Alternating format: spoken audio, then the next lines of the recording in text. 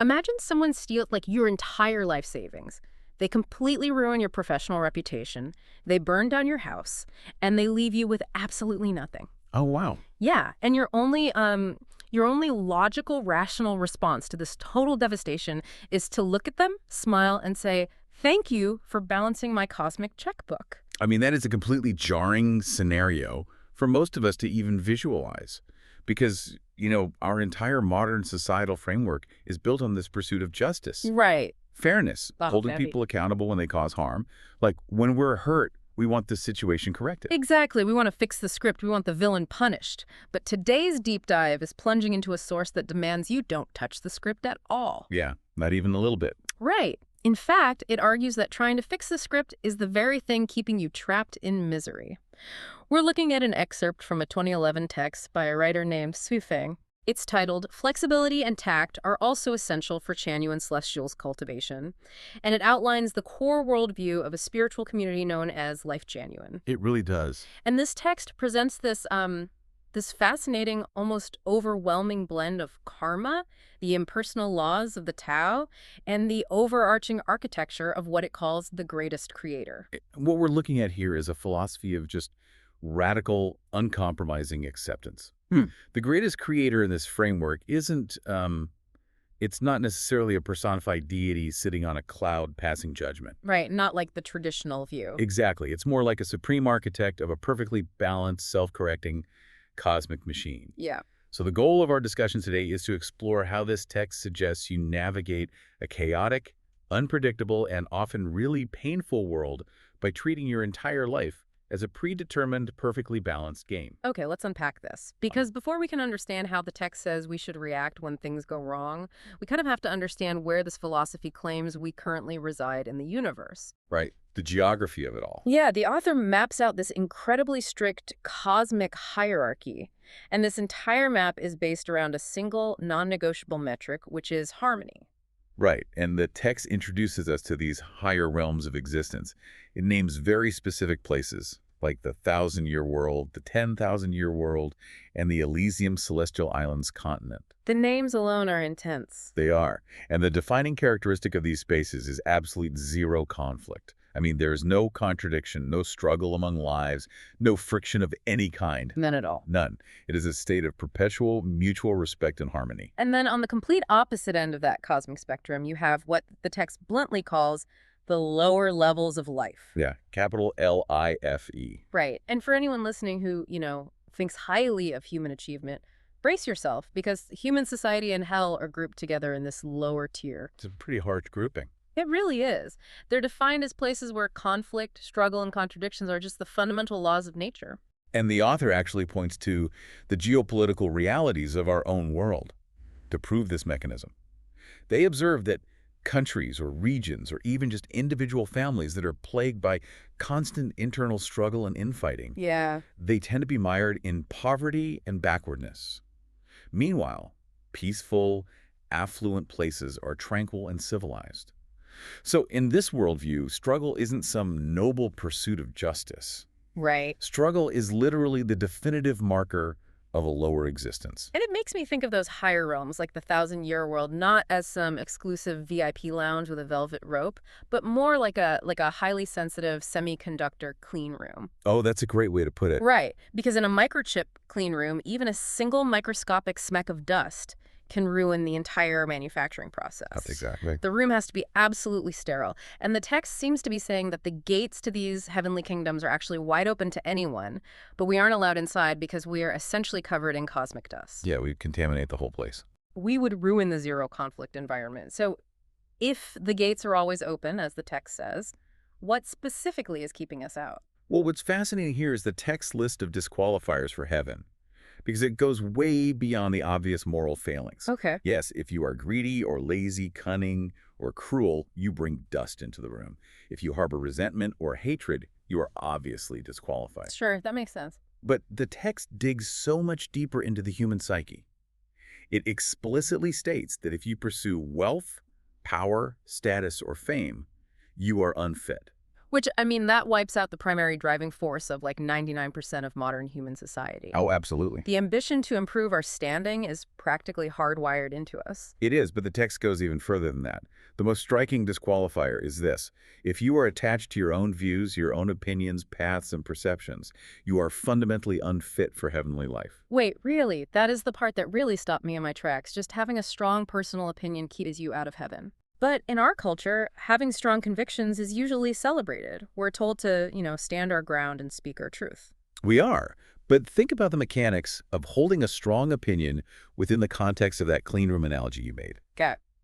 Holding tightly to an opinion inherently creates friction.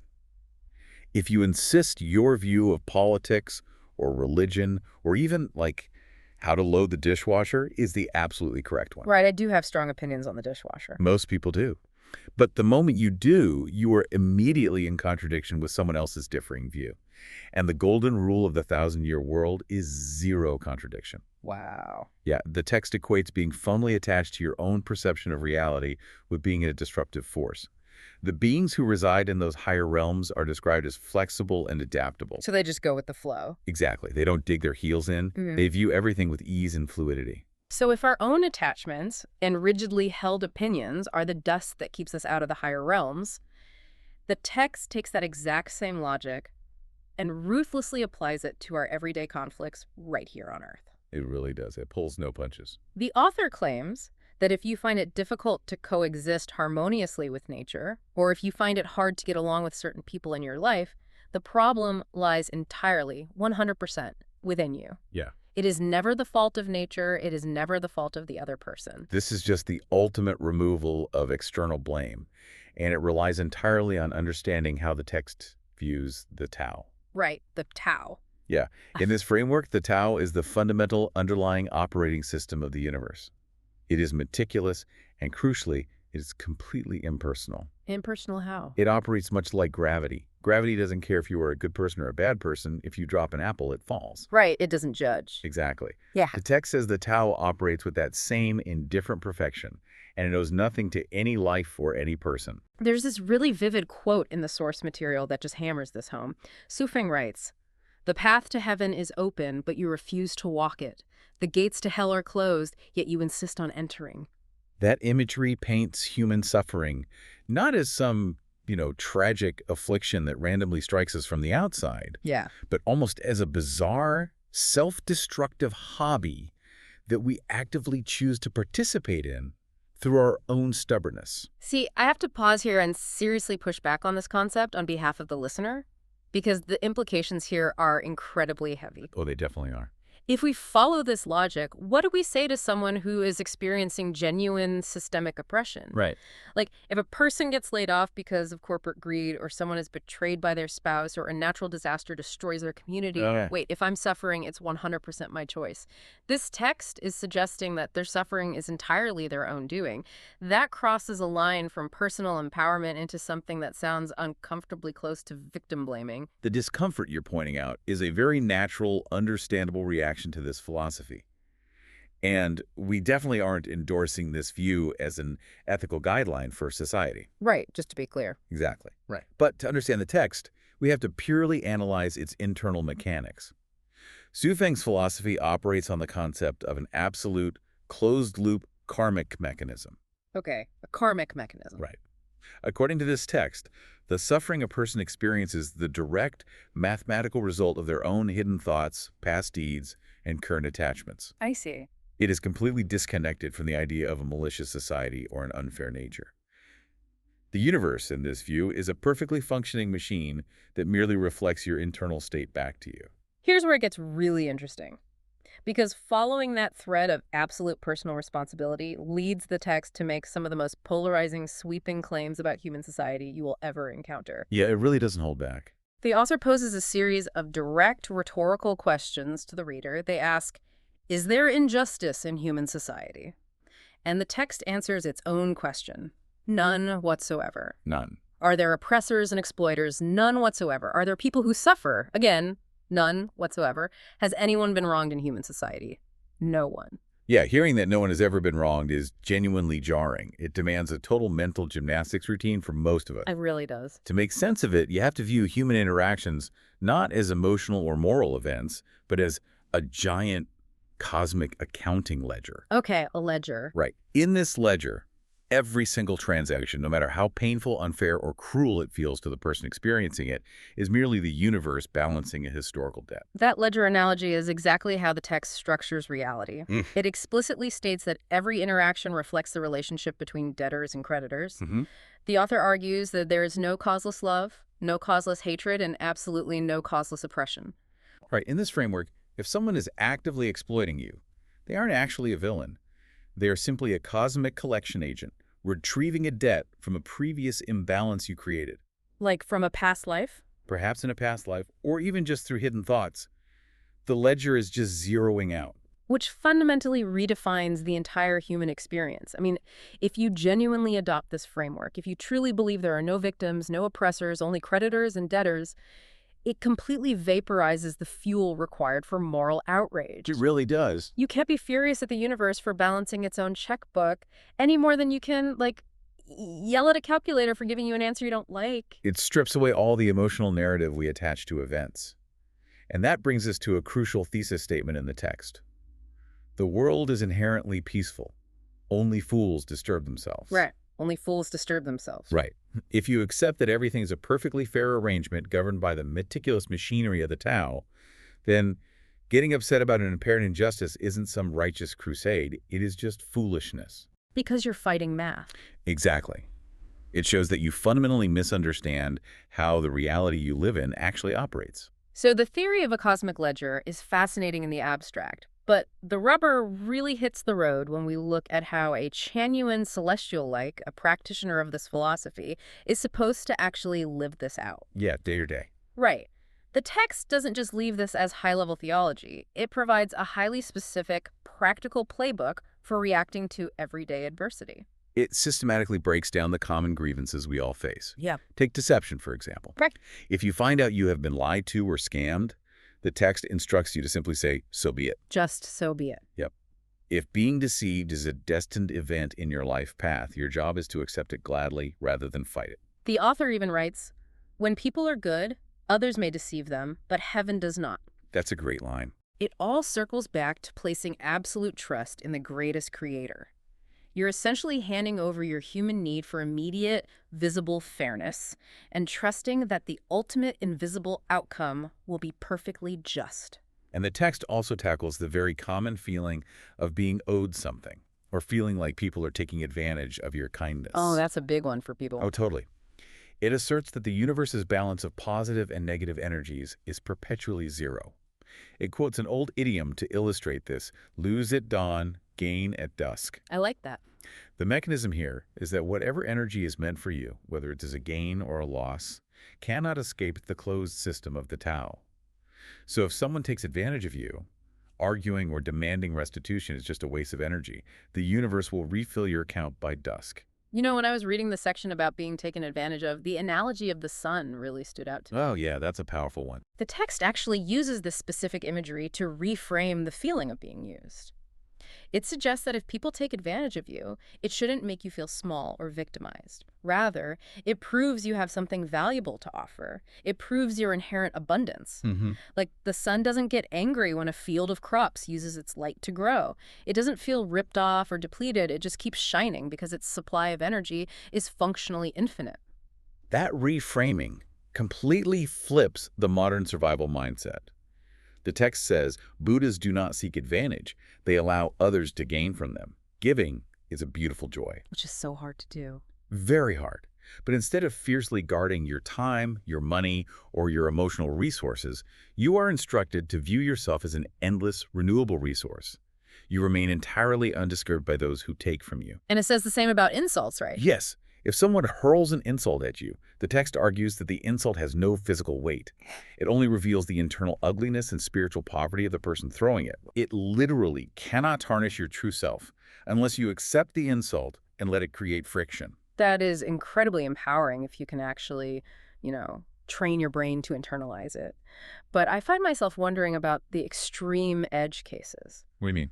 Well, it's one thing to ignore a petty insult or a bad business deal, but what about when you're trapped in a situation with someone who is actively, consistently making your daily life miserable and you have no immediate way out? This raises an important question about the limits of human endurance, and the text provides a really culturally rich answer for how to handle prolonged, extreme provocations. Okay.